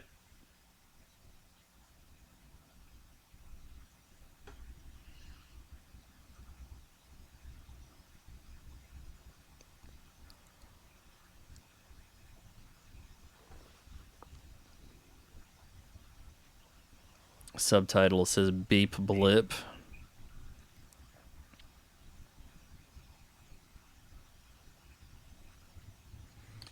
Now she yells at Luke, it's a trap. But he acts like he kind of can't hear her. And then Yeah, it's coming. And in a few minutes... program sending a message to Lobot. Lobot, wasn't he walking with the... behind Boba Fett there as they were heading out? Right here, the actor who's grabbing Leia as they're being hauled away. Yeah. That's Jeremy Bulloch, the actor who played Boba Fett. Ah. No, maybe it was him who died recently. It was. Okay, yeah. It's a trap. See, it's not just a Mon Calamari thing to yell it's a trap.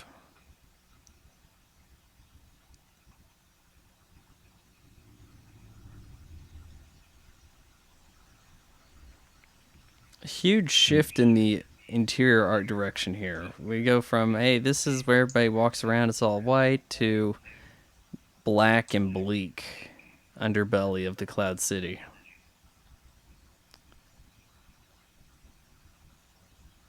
All these trapdoors everywhere.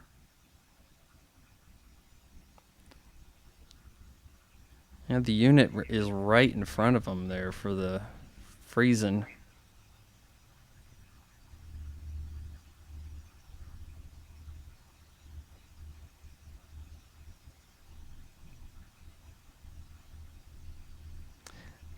It's quiet, and then suddenly big reveal.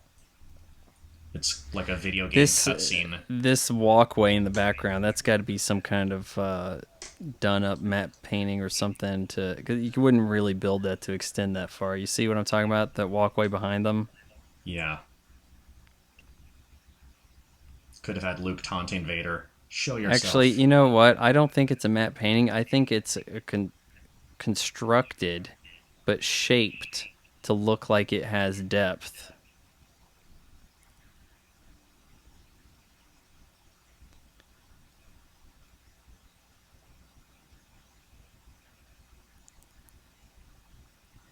I think originally wasn't there some instruction that the lightsaber was supposed to feel heavy, and so that's why they're a bit clumsy and broadsword fighting with them, maybe two hands on the sticks.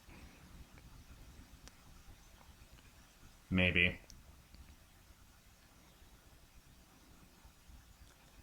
I'm flipping the script. Knows how to turn the tables. And a little bit of choke.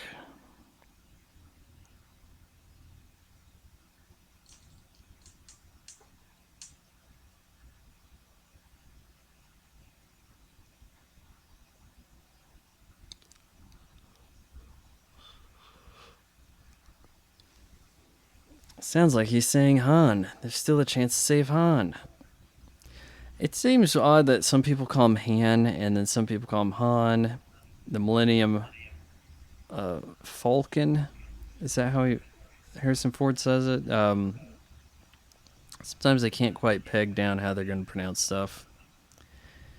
Here we see that loading into Slave 1.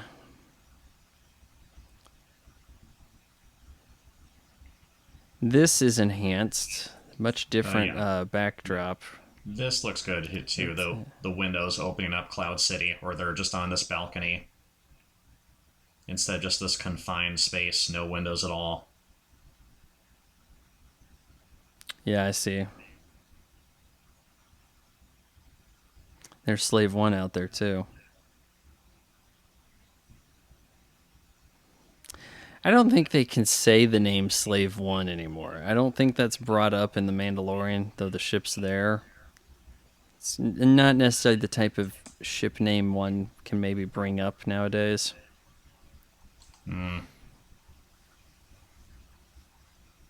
The Keep Jango spinning, Fett used it R2. They'll first. never hit you.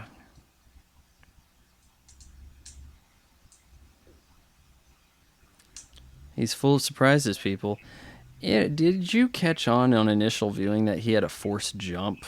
It just kind of went by so quick. You never really see a forced jump occur again, or very often, for that matter. There's some considerable jumping at times in the prequel trilogy, but the way he comes shooting out of here. Well, it shows that Luke is learning. Like he's able to get Zoom. this force super jump ability. If you could just been quiet up there, he wouldn't even notice, and you could shove him or force trip, knock Vader into the Carbonite.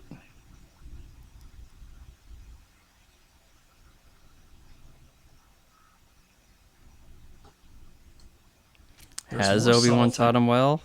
Or is it Yoda who has taught him well? There's more subtle things going on with the special edition changes where Luke knocks Vader over the platform here. The grunt effect as Vader falls over is different than originally. And there's some slight changes in music when we go back to... He doesn't say it. He says it different? Yeah. It's more of a than a sound effect when he falls. Yeah, and then he really straight disappears because now Luke wanders for a bit looking for him. Some slight changes in music, too, when we bounce back to the Imperial fleet.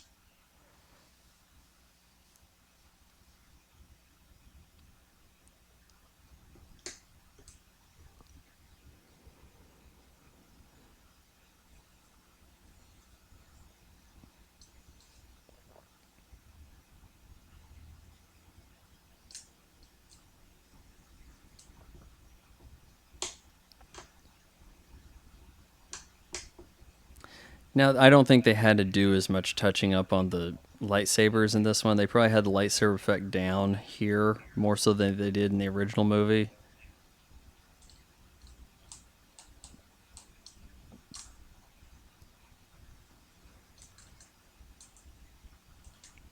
I had a Micro Machines playset that was this area. I'll unfold it up. It was Darth Vader's helmet, and then you unfold it, and you got the little unfreezing chamber, and you got this window you could kind of kick open. You flick a thing, and you could throw your little Luke Skywalker out of there if you wanted.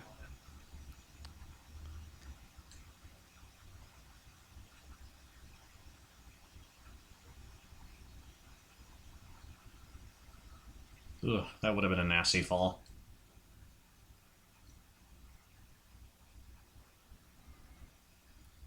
It ultimately becomes a nasty fall, sort of, but he maybe force guided himself into a chute to survive.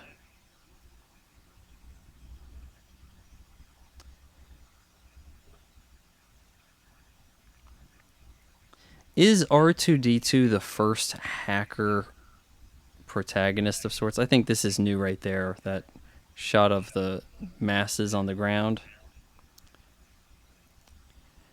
But before R2-D2, you didn't really see people hacking into a computer system to do stuff, did you? Not that I recall. And this random character running off carrying this ice cream maker or whatever that is. It sure looks like an ice cream maker. We're going to try hacking this port.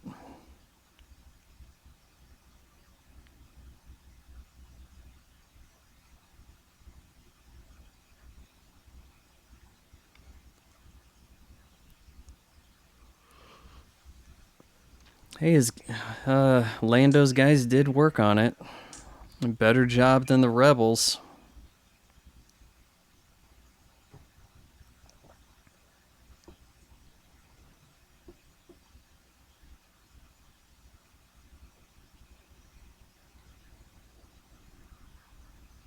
It makes so much more sense to have these clouds visible with the glass, because it's too much of that originally. It's like, okay, so you have the Cloud City setting, but nothing particularly unique's going on about that. Like, you don't get to enjoy it even.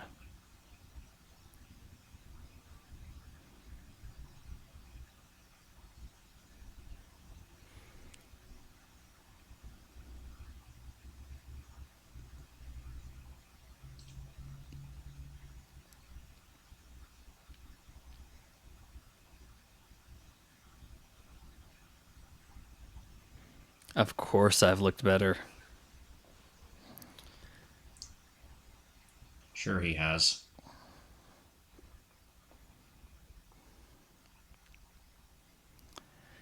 Pivotal scene coming here. This is I've seen video where people like show their kids this and they're like, what? I don't believe him. And I guess that was a reaction a lot of people had was, oh, well, he's just lying, he's not really his father. Also want to mention another little plug here. I've been using this face wash and moisturizer. It's really been giving me some soft skin. It's from Made Man. You can go to getmademan.com. Use my promo code VonFry. That gives you 15% off. And, let me know how that goes for you guys. Also, and it's in the pinned comment below.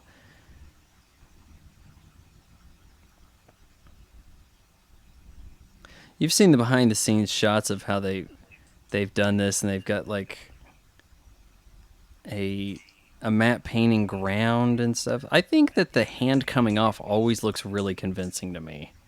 I'm not sure how they did that. You don't see the footage of that shot and how that's done.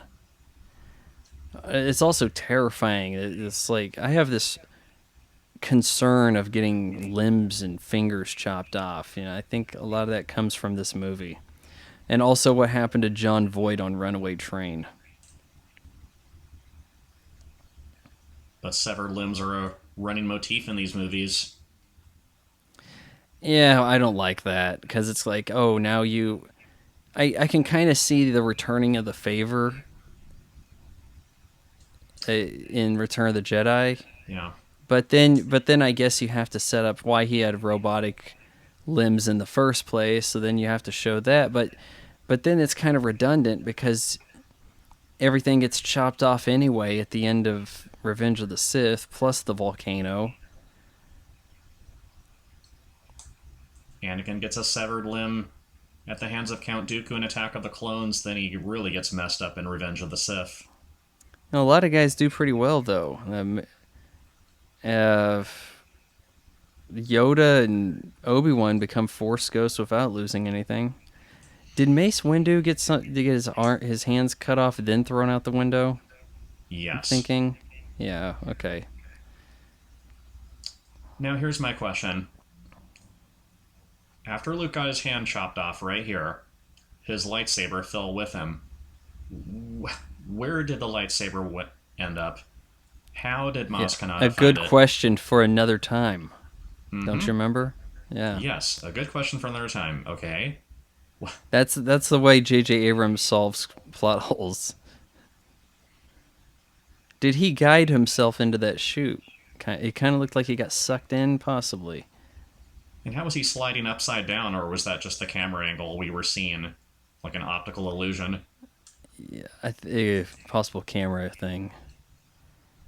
Like there, just sliding up? Kind of lucky to land this possible. Spot, too. Ooh. Again, that would have been a nasty fall. Oh, you're sounding really quiet. Maybe something's changed with your audio? Or you're listening to the playback? Yeah. Yeah, because I heard, that would have been a nasty fall. Like it was a minute ago. Oh, no. Force communication, telephoning. Do they have a name for that? Just using it to communicate? What do they call that? Force distress signal? I call it Force Skype, because we see... was that really so objectionable in The Last Jedi? No. I call Force Skype when you actually see them and there's some... it's maybe not as objectable because you do have like a precursor of it here. Like I can sense something's wrong. But when it's like raindrops from one guy's scene get teleported to another person and you have a fight via force, and then you can force duplicate yourself to go battle with a Skype lightsaber duel, Or but it kills you. I mean, objects. come on. Grab I think a lot of objects. that's too much of a stretch. Yeah, to be able to, because like the way this sort of thing goes, you could almost imagine going into a bank vault to grab some loot, and then wake up with it in hand.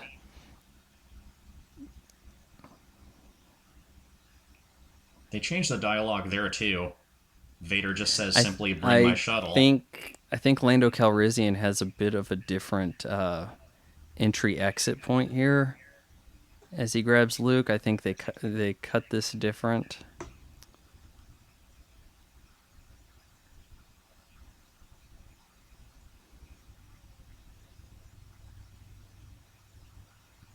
Can she understand you, Chewie?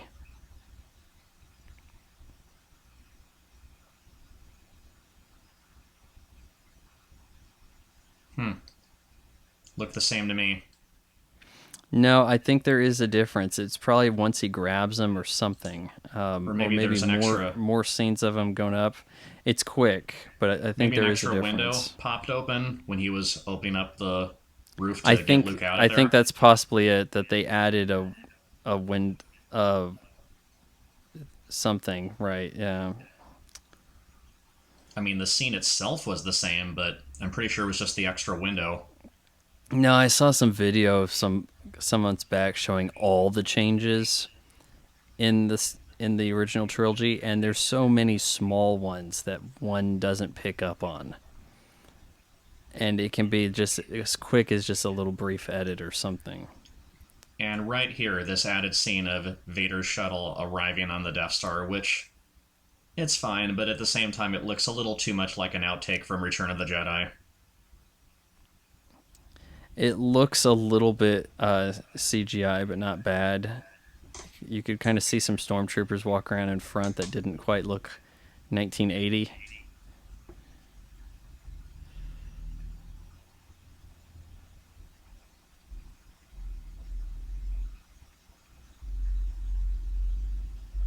Would we call that a Star Destroyer? I mean, couldn't she be like, what's that, right? Because it's considerably different than a Star Destroyer.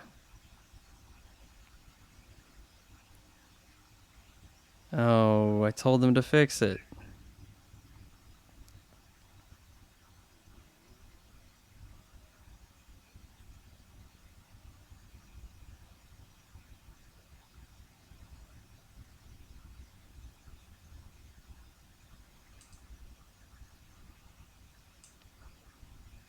Oh, that's why. The Imperials deactivated the hyperdrive.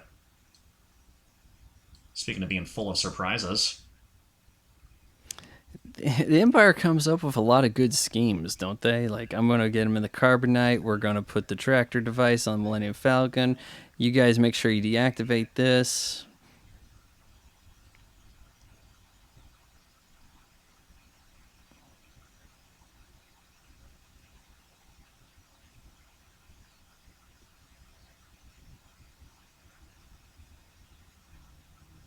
R2's definitely a Mr. Fix-It to C-3PO. Yeah, it gets him put back together pretty quickly. Here we go. Here's a little bit of that Force Skype. It's not so much that they could do this in The Last Jedi, it's things that they had Force ability in the later films that was objectionable. We've You already also mentioned had what they the were. idea that they were the proximity. They're in a neighboring spaceship instead of a whole different solar system. It's kind of like the difference between local and long distance call. But then the interactivity that they have between, hey, the raindrops over here, hey, you knocked over the vase and now it's over this way, or I give you my lightsaber, like teleportation stuff.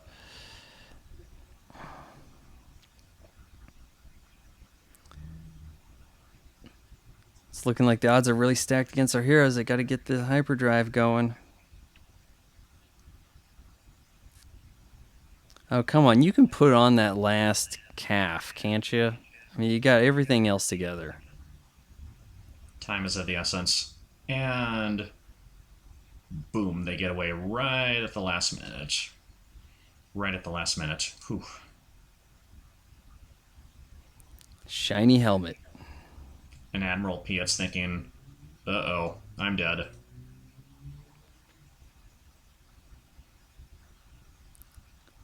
No? Oh, whew. For a minute there, I thought it was a goner. Must have an affinity for this appointment.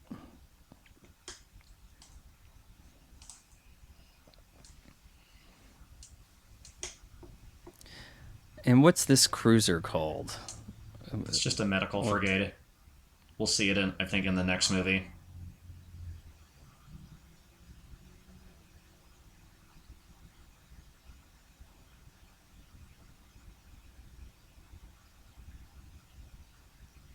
How far away are they to be at a safe rendezvous point from the Imperials?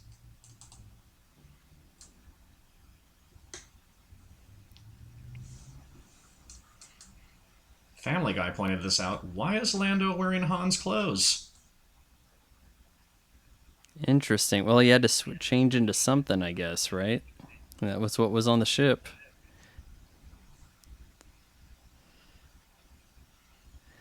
Probably not the same fixer bot that Luke had at the beginning of the movie, but maybe it is. The droid unit's similar, but is it the same droid? I always Yeah, thought that's it what I'm was. saying.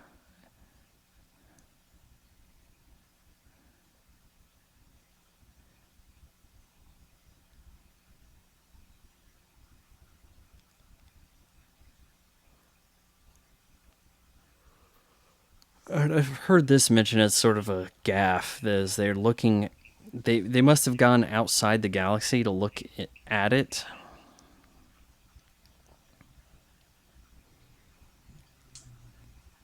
So yeah, I mean that's the galaxy's edge, all right. If you can see the galaxy.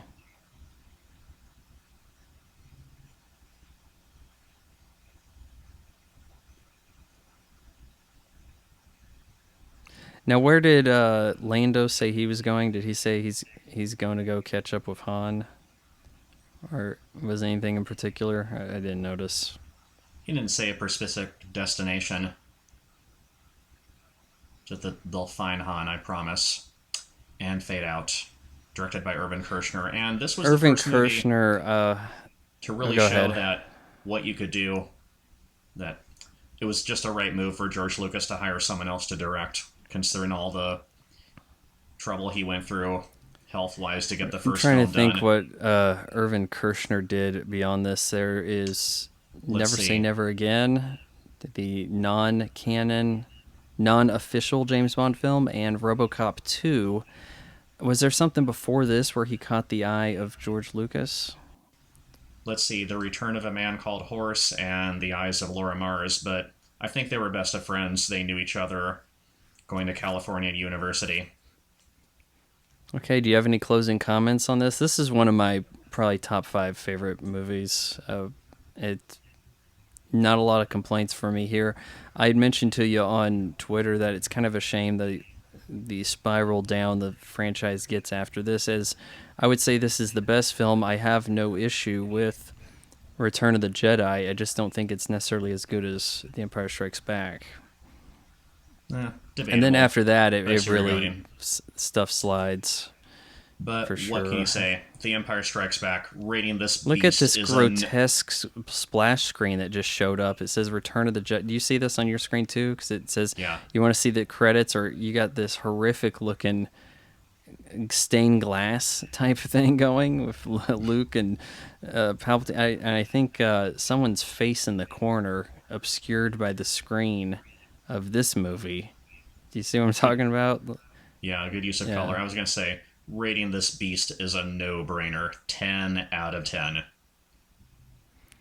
Yeah, I give It's this not 4 out of 4 only a great stars. Star Wars film, it's a great film, period. This might be the Star Wars movie I've seen the most. I've heard people say it's the most boringest. I I don't see anything particularly boring about it. Do you get a satisfactory enough conclusion at the end? I think you get a big revelation versus a victory. And I think that's compelling enough, and it makes you want to. Well, man, I can't wait for what? You got to wait like 2-3 years? You got to wait It 3 years to get to Return of the Jedi. So, like, you're going to be pretty excited to see Return of the Jedi after this, I'm assuming, right? definitely. And it ends on a cliffhanger. That's how you do it. All right. Well, till next time, I'll say goodbye. You can get the last word in, Michael. Keep loving movies, everyone, and may the Force be with you. Later.